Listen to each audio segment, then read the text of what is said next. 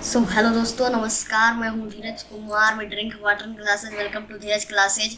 तो कल हम पार्ट 1 चैप्टर क्लास 8 का chapter 1 cell its structure and function का सेल मेम्ब्रेन नहीं सेल मेम्ब्रेन और साइटोप्लाज्म तक पढ़ चुके थे। ठीक है, सेल मेम्ब्रेन और साइटोप्लाज्म जो पार्ट था वहाँ तक पढ़ चुके थे। तो आज हम लोग शुरू करने वाले हैं न्यूक्लियस। ठीक है, न्यूक्लियस। तो न्यूक्लियस क्या होता है? It is the most important part of the cell. It generally lies in the center of the cell. However, in some cases, it may also occupy peripheral positions. It controls all the activities of the cell. तो बोल रहा है कि जो nucleus होता है, let's take an example that this is a cell, and जो nucleus होता है वो ये इम्पॉर्टेंट पार्ट है सेल का, क्योंकि सेल का इम्पॉर्टेंट पार्ट है वो हम आगे पढ़ेंगे। और ये जो सेल में जो न्यूक्लियस है, न्यूक्लियस जो है वो बीच में लाई करता है, सेंटर में। ठीक है, सेंटर में लाई करता है, और जो न्यूक्लियस है वो न्यूक्लियर मेम्ब्रेन से सराउंडेड रहता है। ठीक है, तो ये जो सेल के एकदम सेंटर में जो लाई करता है उसे हम लोग न्यूक्लियस कहते हैं, और ये इंपॉर्टेंट पार्ट है सेल का। ठीक है, और कुछ केसेस में ये जो न्यूक्लियस है वो पेरीफेरल पोजीशंस पे भी रहता है, और ये इसका फंक्शंस ये है कि ये जितने भी एक्टिविटीज़ होते हैं सेल को उनको कंट्रोल करते हैं। जितने भी एक्टिविटीज होते हैं, जैसे कि हमने पढ़ा था ग्रोथ, डेवलपमेंट, रेस्पायरेशन, ये सब जितने भी प्रोसेस होते हैं वो सब एक्टिविटीज जो होता है, या फिर सेल में जितने सारे एक्टिविटीज होते हैं वो सभी को न्यूक्लियस करता है। ठीक है, the nucleus is dense structure bound by nuclear membrane. Nucleus जो है एक डेंस स्ट्रक्चर है जो कि न्यूक्लियर मेम्ब्रेन के द्वारा सराउंडेड किया जाता है। जैसे मैंने बोला कि ये सेल है। ठीक है, ये सेल है, सेल मेम्ब्रेन ये वाला है। ठीक है, तो ये बीच में जो है ये सेल है, सॉरी न्यूक्लियस है, और ये है इसे भी सराउंडेड किए हुए रहता है, जिसको कि हम लोग न्यूक्लियर मेम्ब्रेन कहते हैं। ठीक है, इसलिए बोला जाता है कि साइटोप्लाज्म जो है न्यूक्लियर मेम्ब्रेन के बाहर और सेल मेम्ब्रेन के अंदर रहता है, मतलब ये वाला जो सरफेस पूरा इतना सारा। ठीक है, ये वाला, तो ये न्यूक्लियर मेम्ब्रेन से सराउंडेड रहता है। अब दिया गया है the protoplasm of the nucleus. The protoplasm of the nucleus is called nucleoplasm. Nucleus का जो प्रोटोप्लाज्म होता है, जैसे कि हमने ऊपर पढ़ा था, एक सेल मेम्ब्रेन के अंदर भी एक प्रोटोप्लाज्म होता है जो कि जेली लाइक स्ट्रक्चर रहता है, लिक्विड रहता है, उसे प्रोटोप्लाज्म कहते हैं। तो न्यूक्लियस में भी एक प्रोटोप्लाज्म होता है जिसे कि हम लोग न्यूक्लियोप्लाज्म कहते हैं। और न्यूक्लियस के अंदर एक थ्रीड लाइक स्ट्रक्चर होता है, या फिर बोल सकते हैं थ्रीड लाइक नेटवर्क होता है, जिसे कि हम लोग बोलते हैं क्रोमेटिन। ठीक है, क्रोमेटिन बोलते हैं।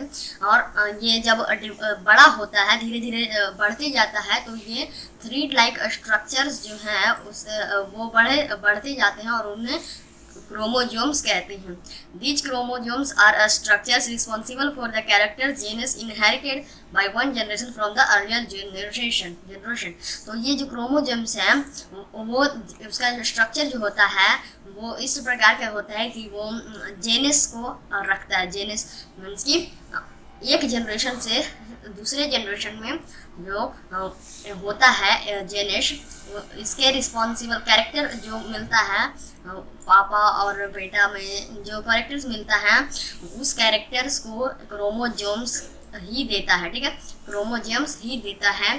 तो यहाँ पर सिंपल सा, अगर आपको न्यूक्लियस याद करना है तो सिंपल सा फिर से मैं रिपीट करवा देता हूँ कि न्यूक्लियस का जो फंक्शन होता है वो होता है सेल की जितने भी एक्टिविटीज हैं उसको कंट्रोल करता है। उसके बाद ये न्यूक्लियर मेम्ब्रेन से सराउंड होता है, और न्यूक्लियस में भी एक प्रोटोप्लाज्म होता है जिसे कि न्यूक्लियर प्लाज्म कहते हैं, और उसके पास थ्रीड लाइक नेटवर्क होता है जिसे हम लोग क्रोमेटिन बोलते हैं। और वो धीरे धीरे जब सेल रेडी होने लगता है तो वो डिवाइड हो जाता है, क्रोमेटिन जो है डिवाइड हो जाता है, और वो condense to form thicker thread like structure, और वो बड़ा होता है और थिकर थ्रीड लाइक स्ट्रक्चर हो जाता है, जिसमें कि जो कि क्रोमोजोम्स बन जाता है। और ये जो क्रोमोजोम्स होता है वो genes, one generation to an earlier generation जो जेनेस होता है वो इस पे रिस्पॉन्सिबल करता है, क्रोमोजोम्स पे रिस्पॉन्सिबल करता है। ठीक है, तो ये था न्यूक्लियस के। अब यहाँ पर डू यू नो भी दिया है न्यूक्लियस में। तो यहाँ पर डू यू नो दिया है कि the number of chromosomes in cell differ in different organisms are the shown below. और जैसे ऑर्गेनिजम्स डिफरेंट होते जाते हैं तो उनका जो क्रोमोजोम्स का नंबर भी होता है वो धीरे धीरे डिफरेंट होते जाता है। जैसे कि मैन का 46 क्रोमोजोम्स नंबर है, डॉग का 78, पिजन का 80, ईस्ट का 32, व्हीट का 42। तो ये सब क्रोमोसोम नंबर है, डिफरेंट होते हैं सभी ऑर्गेनिजम्स में। Many small living structures are present in the cell, these are equivalent to the organs of the body, hence they are named as cell organelles. और बहुत सारे छोटे छोटे स्ट्रक्चर भी रहते हैं सेल मेम्ब्रेन के अंदर और सेल मेम्ब्रेन के बाहर, जिसे कि हम लोग सेल ऑर्गेनल्स कहते हैं। तो अब हम लोग सेल ऑर्गेनल्स के बारे में पढ़ते हैं। तो सेल ऑर्गेनल्स, तो बहुत सारे सेल ऑर्गेनल्स बहुत सारे सेल ऑर्गेनल्स हैं, लेकिन जो मेन सेल ऑर्गेनल्स है उसका यहाँ पर डिफिनेशन है, ठीक है, बताया गया। पहला है प्लास्टिड्स। तो प्लास्टिड किसे कहते हैं, मैं शॉर्टकट में बता दूं। तो प्लास्टिड्स जो होता है वो एक कैरेक्टर होता है जो कोई प्लांट को, या फिर बोल सकते हो कि प्लांट्स को जो कलर प्रोवाइड करता है उसी को हम लोग प्लास्टिड कहते हैं, ठीक है। तो ये प्लास्टिड जो है वो सिर्फ और सिर्फ प्लांट सेल में ही पाया जाता है, ठीक है, प्लांट सेल में ही पाया जाता है, और वो प्रोवाइड करता है कलर किसको, प्लांट्स को। अब प्लास्टिड्स के भी 3 पार्ट होते हैं, क्लोरोप्लास्ट, क्रोमोप्लास्ट और ल्यूकोप्लास्ट, ठीक है, ल्यूकोप्लास्ट, क्रोमोप्लास्ट एंड क्लोरोप्लास्ट, ठीक है। तो क्लोरोप्लास्ट आपने सुना होगा। क्लोरोप्लास्ट जो ग्रीन कलर्ड जो प्लास्टिड्स होता है, जैसे कि लीव्स में ग्रीन कलर्ड जो प्लास्टिड्स होता है उसे क्लोरोप्लास्ट कहते हैं। ये प्लास्टिड्स इसको कलर प्रोवाइड करता है, ठीक है, और वो उसका जो पिगमेंट होता है वो क्लोरोफिल होता है, जिसके कारण कि वो क्लोरोप्लास्ट बनता है। दे मैन्युफैक्चर, और ये फोटोसिंथेसिस भी आई थिंक दैट आपने सुना होगा। फोटोसिंथेसिस प्रोसेस है जिससे कि अपना ये लीव्स जो है वो अपना फूड बनाता है और पूरे प्लांट को देता है। तो इसी प्रोसेस को फोटोसिंथेसिस बोलते हैं, ठीक है। तो जो ग्रीन प्लांट्स जो है जैसे कि लीव्स, तो लीव्स ही फोटोसिंथेसिस करके फूड्स को बनाते हैं, ठीक है। तो ये था क्लोरोप्लास्ट। और अगर क्रोमोप्लास्ट की बात करें तो जितने भी एक्सेप्ट ग्रीन, जितने भी कलर है एक्सेप्ट ग्रीन, वो सब प्रोवाइड करता है। किसमें फ्लावर्स में, वेजिटेबल्स में, फ्रूट्स में। फ्रूट, वेजिटेबल्स एंड फ्लावर्स ये सब को डिफरेंट कलर को प्रोवाइड करता है, एक्सेप्ट किसके, ग्रीन कलर को एक्सेप्ट करके बाकी जितने कलर हैं वो प्रोवाइड करता है, उसे क्रोमोप्लास्ट बोलते हैं। और ल्यूकोप्लास्ट, जितने भी प्लास्टिक जो कि कोई प्लांट जो है कलरलेस होते हैं, उनमें कलर्स नहीं होते हैं, और इसीलिए उन प्लास्टिड्स को ल्यूकोप्लास्ट कहते हैं। This provide space to store starch, proteins, oil etc। और ये जो होते हैं ल्यूकोप्लास्ट वो स्पेस प्रोवाइड करते हैं ताकि उसमें स्टार्च स्टोर हो सके, प्रोटीन स्टोर हो सके और ऑयल स्टोर हो सके। अब mitochondria, these are rod shaped और स्फेरिकल स्ट्रक्चर्स। ये स्फेरिकल स्ट्रक्चर या फिर रॉड शेप्ड बोल सकते हैं, ये एक सिलेंड्रिकल शेप बोल भी सकते हैं। तो ये रॉड शेप्ड एक तरह से ऐसे होता है, ठीक है। तो ये रॉड शेप्ड के होते हैं इस तरह से। माइटोकॉन्ड्रिया रॉड शेप्ड के होते हैं, इस तरह से पूरा नहीं होते, मतलब इस तरह से बोल सकते हो, इस तरह से, ठीक है, इस तरह से होते हैं। और ये जो है बहुत लार्ज नंबर ऑफ अमाउंट में से ये साइटोप्लाज्म में प्रेजेंट होते हैं, जो कि किसके लिए, इनका फंक्शंस क्या है। इनका फंक्शन ये है कि ये सेलुलर रेस्पायरेशन को लेते हैं और एनर्जी हम लोग को देते हैं, मतलब रेस्पायरेशन लेकर उसे में कुछ प्रोसेस करके और हम लोग को एनर्जी देते हैं ताकि हम डिफरेंट एक्टिविटीज को कर सके। What is energy, capacity to do work is called energy. कोई भी काम करने के लिए जो कैपेसिटी होता है उसे हम लोग एनर्जी कहते हैं। तो ये एनर्जी को हम लोग प्रोवाइड करता है जब हम लोग सेलुलर रेस्पायरेशन को लेता है और हम लोग को एनर्जी प्रोवाइड करता है, इसलिए इसे powerhouse of the cell भी कहते हैं। क्वेश्चन आ सकता है कि which cell organelles is known as powerhouse of the cell, so that is mitochondria. Now endoplasmic reticulum, it is a network of membranes. It provides channels for transport of materials in a cell. are 2 types. देखिए endoplasmic reticulum एक type का network of membrane है, एक membrane है एक तरह से बोल सकते हैं। और ये जो है चैनल्स फॉर, ये एक तरह से बोल सकते हैं एक ऐसा सेल ऑर्गेनल्स है जो कि मटेरियल्स को एक जगह से दूसरी जगह तक ट्रांसपोर्ट करता है सेल में, ठीक है। तो ईआर जो है एंडोप्लाज्मिक रेटिकुलम भी 2 टाइप्स का है, rough ER and a smooth ER, rough endoplasmic reticulum and a smooth endoplasmic reticulum. तो rough endoplasmic reticulum क्या है? This type of ER has a rough appearance as it is studded with ribosomes. It plays a vital role in synthesis of protein. तो rough ER एक तरह से इस type का structure होता है, ठीक है, बोल सकते हैं इस तरह से का स्ट्रक्चर होता है। इसके ऊपर जो है राइबोसोम्स अटैच्ड होता है, ठीक है, इसीलिए राइबोसोम्स अटैच्ड होता है, इसलिए ये रफ दिखता है, इसलिए इसे रफ एंडोप्लाज्मिक रेटिकुलम बोला गया है। तो ये जो राइबोसोम्स है इनका फंक्शन ये है कि ये प्रोटीन को सिंथेसिस करते हैं, मतलब रफ ईयर में राइबोसोम्स स्टडीड मीन्स बोल सकते हैं अटैच्ड होते हैं, और वो स्टडीड इसमें राइबोसोम्स अटैच्ड होते हैं और ये प्रोटीन्स के सिंथेसिस में मदद करते हैं। और स्मूथ ईआर कुछ इस प्रकार से होते हैं, ठीक है। स्मूथ ईआर में राइबोसोम्स अटैच नहीं होते, ये स्मूथ होते हैं और इसमें it therefore has a smooth appearance, it helps in synthesis of fat. और जो स्मूथ एंडोप्लाज्मिक रेटिकुलम है ये फैट को सिंथेसिस करने में मदद करता है। अब गोल्गी कॉम्प्लेक्स, जो कि गोल्गी अपार्टस भी बोल सकते हैं, गोल्गी बॉडी भी बोल सकते हैं, तो गोल्गी कॉम्प्लेक्स जो है ये एक सैक लाइक स्ट्रक्चर है, stacked one over the another, मतलब एक इस तरह से ये इस तरह का स्ट्रक्चर है, इस तरह से बहुत सारे अटैच्ड रहते हैं, एक से दूसरे अटैच्ड रहते हैं, इसी को गोल्गी अपार्टस बोलते हैं, या फिर बोल सकते हैं कि गोल्गी बॉडी बोल सकते हैं, ठीक है। इस तरह का स्ट्रक्चर रहता है, एक दूसरे पे चिपके हुए रहते हैं, एक दूसरे से स्टैक्ड रहते हैं। They are involved in the processing and packaging of materials produced by the cell. और ये जो है पैकेज जितने भी मटेरियल्स हैं उसको पैक करके सेल में प्रोड्यूस करते हैं, जितने भी पैकेजिंग ऑफ मटेरियल्स, जितने भी मटेरियल्स उसको पैक करके प्रोसेस करके सेल को प्रोड्यूस करते हैं। अब वैक्यूल जो है वो एक it appears as an empty space in the cytoplasm and generally large in plant cell, and it store excess of water and waste products in amoeba. Food materials are held in its food vacuoles for digestion. तो ये vacuole जो है वो एक empty space होता है, cytoplasm में present होता है। तो ये जो वैक्यूल है वो मैं आपको बता दूं कि ये प्लांट सेल में लार्ज होते हैं, ये प्लांट सेल में एक ही होते हैं, बहुत बड़े होते हैं, ठीक है। और एनिमल सेल में बहुत सारे होते हैं बट छोटे छोटे होते हैं, ऐसे एनिमल सेल में इस तरह से होते हैं। और इसमें एम्प्टी होता है और इसी में जितने भी वेस्ट प्रोडक्ट्स होते हैं, वाटर जो कि एक्सेस वाटर होते हैं, वो इसमें रखा जाता है वैक्यूल में, इसीलिए इसे स्टोरेज भी बोल सकते हैं एक तरह से। और ये in amoeba food materials are held in its food vacuoles for digestion. और अमीबा में भी जो वैक्यूल होता है वो फूड को डाइजेस्ट करने के लिए होता है। अब cilia and flagella, some cells have these some small extensions on their cell membrane. They help in locomotion and collection of food. Unicellular organisms like Paramecium have numerous cilia, while Euglena has single flagellum.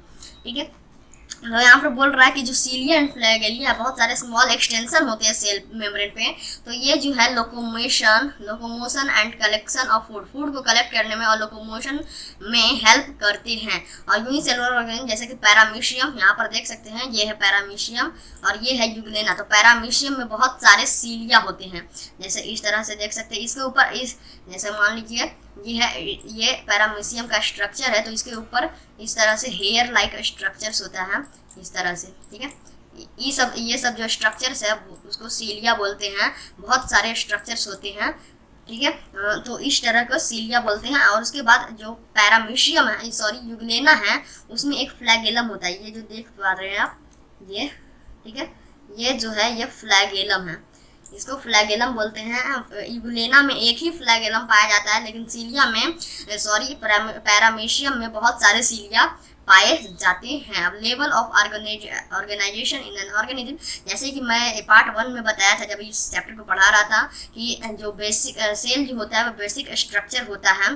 मैंने बोला था cell, group of cell को tissue कहते हैं, group of tissue को organ कहते हैं, organ के ग्रुप से ऑर्गन सिस्टम बनता है और ऑर्गन सिस्टम के ग्रुप से ऑर्गेनिज्म बनता है। मीन्स की बेसिक स्ट्रक्चर जो है वो सेल से स्टार्ट हुआ है।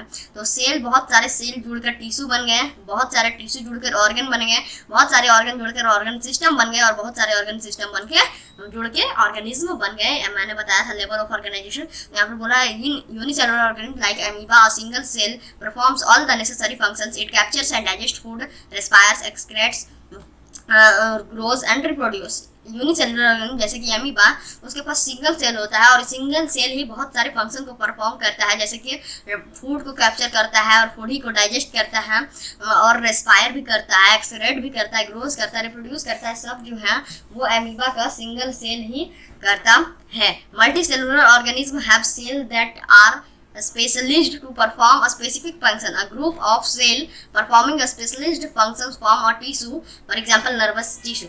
तो बहुत सारे मैंने बताया ग्रुप ऑफ सेल, बहुत सारे ग्रुप ऑफ सेल जो है एक स्पेशलिस्ट फंक्शन करते हैं और वो टिश्यू को फॉर्म करते हैं, जैसे कि एग्जांपल दिया नर्वस टिश्यू एग्जांपल है टिश्यू का, ठीक है। और ये group of tissue performing specific function forms an organ, और बहुत सारे जो टिश्यू है वो एक स्पेशलिस्ट ग्रुप ऑफ टिश्यू जो है एक स्पेसिफिक फंक्शन करते हैं तो उससे ऑर्गन बन जाता है, जैसे कि किडनी, एग्जाम्पल में किडनी।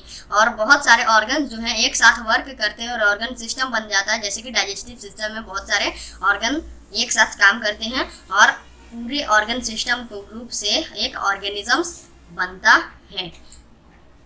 अब यहाँ पर दिया है the following organ system work in human body. बहुत सारे ऑर्गन हैं ह्यूमन बॉडी में, ऑर्गन सिस्टम है जो कि बहुत सारी चीज़ करते हैं, जैसे digestive, respiratory, circulatory, excretory, skeletal, muscular, nervous, reproductive, उसके बाद बहुत सारे हैं, ठीक है। All the cells have some common feature, however they can appear different in different parts of the organism।